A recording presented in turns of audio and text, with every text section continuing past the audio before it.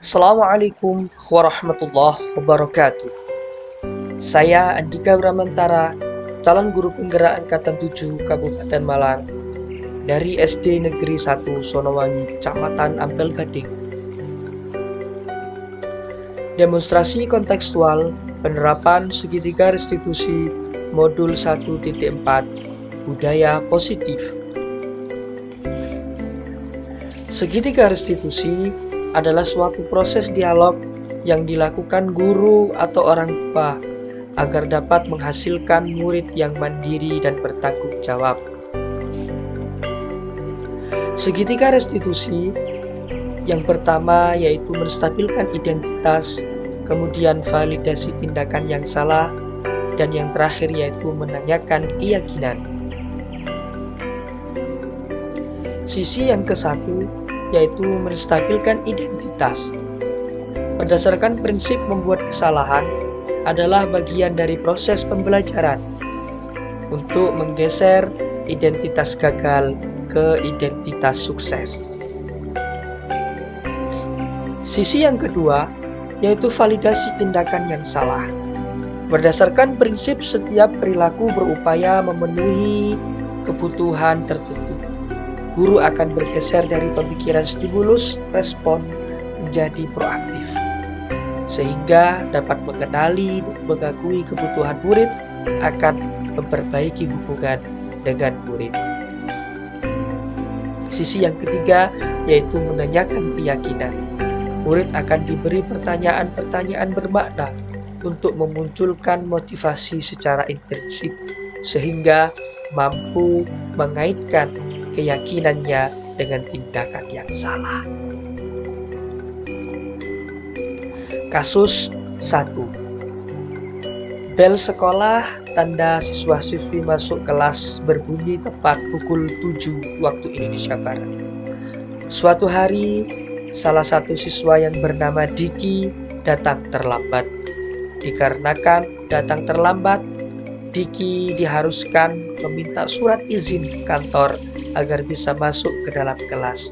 Berikut adalah langkah restitusi yang dilakukan penulis selaku guru piket pada waktu itu.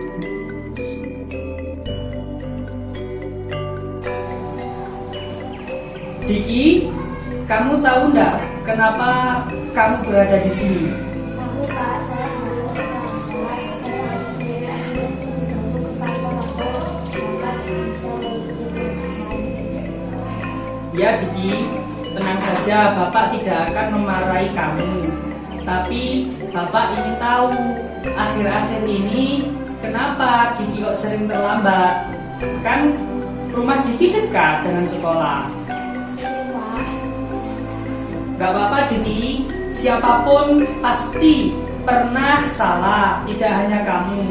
Bapak di sini hanya ingin mencari tahu apa alasannya, sehingga kita nanti bisa menyelesaikan masalah kamu bersama-sama. Kalau boleh Bapak tahu, apa alasan kamu kok bisa terlambat? Pak, saya tadi pagi diminta ibu untuk menjaga soto. Aku jangan.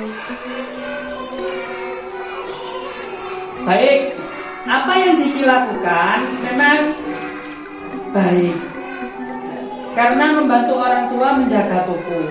Namun kira-kira kalau itu kamu lakukan ketika waktu di mana harusnya Diki belajar di sekolah atau berangkat ke sekolah, tepat atau tidak? Nah, tidak hanya merugikan diri kamu sendiri Diki. Diki kan rumahnya dekat dengan sekolah. Nanti kalau sering terlambat bisa jadi omongan teman-teman kamu. Diki omai cedek, telat terus. Nah, sekarang Bapak tanya, di sekolah kita itu masuk jam berapa? Betul, kita masuk jam 7 dan kamu harus datang sebelum jam tersebut agar tidak terlambat kan? Itu semua agar kita semua belajar dan terbiasa untuk berdisiplin. Nah, kalau sekarang kira-kira apa yang harus Diki lakukan agar bisa memperbaiki ini semua dan tidak terlambat lagi?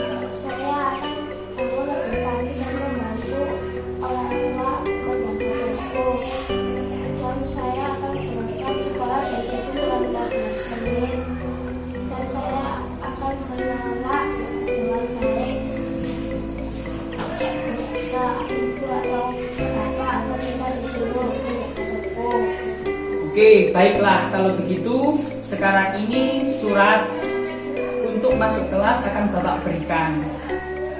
Oke, Pak. Nah, Bapak tanda tangan itu. Silakan untuk masuk ke kelas. Sama-sama.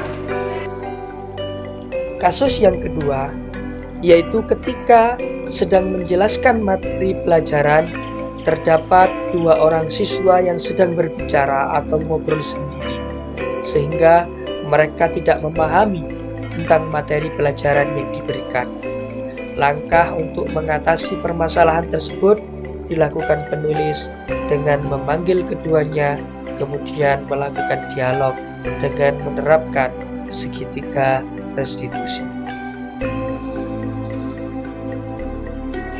Halo Nak, apa kabar? Baik, Pak. Kalian tahu tidak kenapa disuruh menemui Bapak? Kenapa, Pak? Kira-kira kenapa? Coba ayo. Kalian dipanggil oleh Bapak setelah pelajaran selesai. Iya, Pak. Tadi pas pelajaran Bapak, kami berbicara dan main sendiri, Pak. Lah, kalau Bapak guru sedang berbicara di depan kelas ketika pelajaran, terus kamu duduk juga ikut berbicara, itu kira-kira baik tidak? Tidak, Pak. Yang kami lakukan itu salah. Baik, tidak apa-apa Nak. Bapak tidak akan marah. Yang penting kalian sudah tahu apa yang harus kalian lakukan. Kemudian kira-kira apa yang harus kalian lakukan ketika hal itu dibilang tidak baik? Apabila ada orang lain yang berbicara, kita harus saling menghormati, Pak.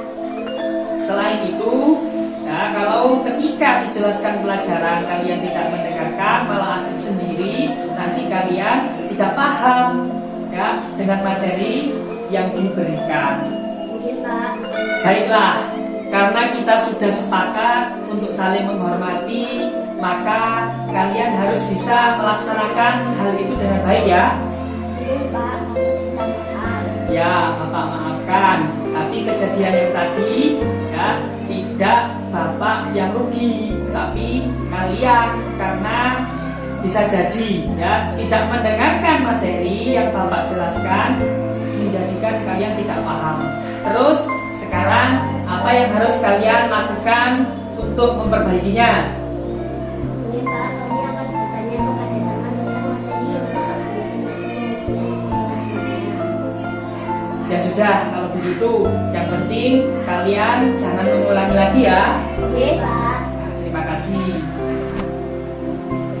Assalamualaikum warahmatullahi wabarakatuh. Perkenalkan, nama saya Angga Diki Fanata. Saya dari kelas 4. Terima kasih Pak Andika.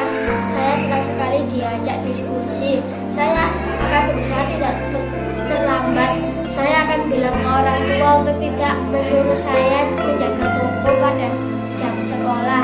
Demikian. Assalamualaikum warahmatullahi wabarakatuh.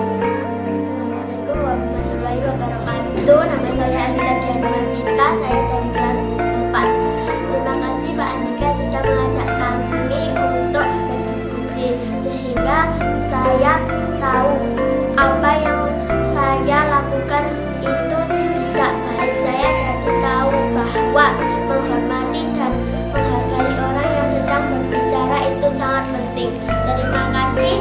Wassalamualaikum